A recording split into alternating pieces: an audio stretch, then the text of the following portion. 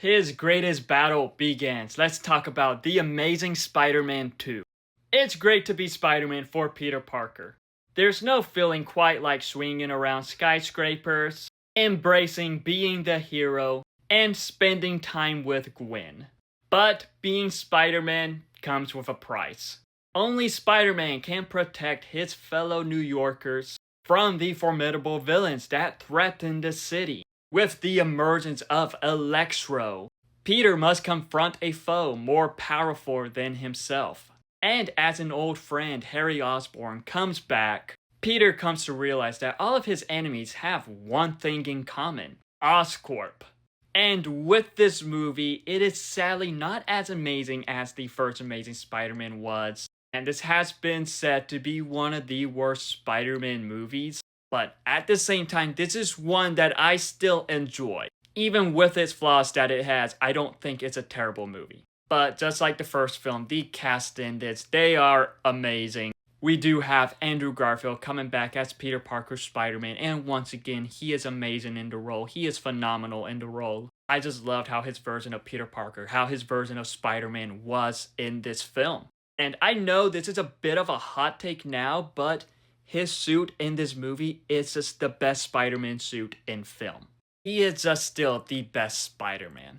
As we just see him deal with a lot in this, from relationship problems, trying to defend the city, his best friend coming back, parents' issues once again. Andrew Garfield just gives a phenomenal performance. We just see a lot of emotion in this. And just with everything that is going on, it makes sense. There needs to be a lot of emotion in this.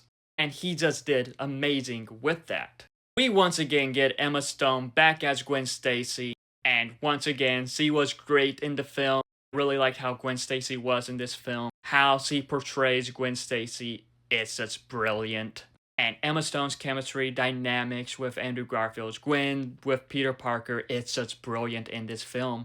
As with this film, it tries to focus on that relationship a lot more, giving us such great moments between the two. And I just loved that.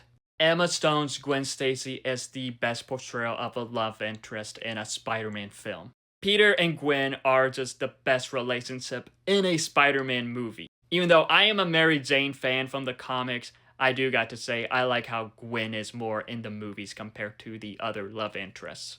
We do see Sally Field come back as Aunt May, and once again there were great moments between her and Peter. Moments hinting that she may know Peter's secret, but also just some hilarious moments too. We also do see Dane DeHaan join the cast as Harry Osborn, and I thought he was a good Harry Osborn. Interesting to see like how his character was, where his character was in the first film, and his dynamics with Peter. I do wish that it focused more on their friendship a bit more. Spoilers here if you haven't seen this movie, but we do see him become the Green Goblin. And I have to admit, that felt pretty forced. But we also do see Jamie Foxx as Electro, and I thought he was great in the role. I've seen how he is a bit overhated in the film, but I thought he was pretty good. The design, I believe it is based off the Ultimate Universe version of Electro. I will admit though, I do think that the character probably could have had better writing. But with this film, what I loved about it is the relationship building with Peter and Gwen. We see drama between them. He is haunted by Captain George Stacy due to what he promised in the end of the first film. But at the same time, this just has brilliant moments between Peter and Gwen throughout it, as that does feel like the main focus of the film at times. Like, they try to focus on relationships with this film, and for the most part, when it did that, I think it worked. But once again, this does have amazing Spider-Man action, amazing Spider-Man moments, its iconic Spider-Man moments, and an iconic score, this time by Hans Zimmer. This has great cinematography, and out of all the Spider-Man films, this has the best web swinging. But with how the special effects were, they were the best out of all the Spider-Man films. The budget for this was a lot. I believe it was almost up to $300 million. I think the report said between $250 to $300 million, and it shows with the special effects. But sadly with this film, it is not as great as it could be. Because with Sony, with Avi Arad, it has been said that they changed a lot throughout the film. Like, there are times where the film decides to focus more on world building because they were wanting to start their own cinematic universe to compete with the MCU, and they spent a whole lot of money on this film hoping that it'll make $1 billion, which unfortunately it didn't. So Sony saw that as a flop. But with the forced focus on world building, it did hold this film back. And at the same time, there was just too much going on with the film, because we have the mystery with the parents taking more of a front seat in this film, and that wasn't interesting. We have Harry coming back, we got the relationship with Gwen in jeopardy, and there was just forced drama between the characters, especially with Electro's motivation on hating Spider-Man. And with what they did in like the final act, regarding one character, that just felt super rushed. But also, there was a lot cut out in this film too, because we were originally supposed to get Shailene Woodley as Mary Jane Watson. It's been said that she got cut out to focus on Peter and Gwen's relationship, but I do wonder how it would have been with her in the film. I'm pretty sure you could still see her in the background in one scene. And this was more of a gripe, but I did not like how Oscorp was involved with everything. And then there was this one plot point with the spiders that bit him to give him the powers. I don't think that worked.